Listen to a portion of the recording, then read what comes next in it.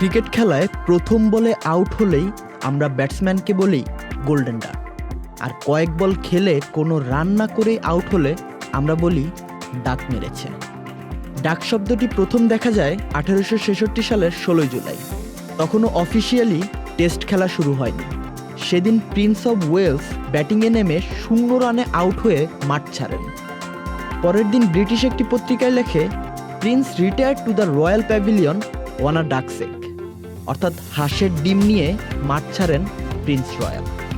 সেবার প্রথম ক্রিকেটে ডাক শব্দটি দেখা যায়। পরবর্তীতে আরও কয়েক ধরনের ডাক আউট বের হয়।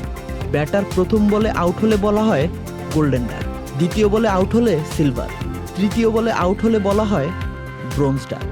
কোনো বল না খেলে যদি রান আউট হয় তাহলে বলা হয় ডায়মন্ড ডাক।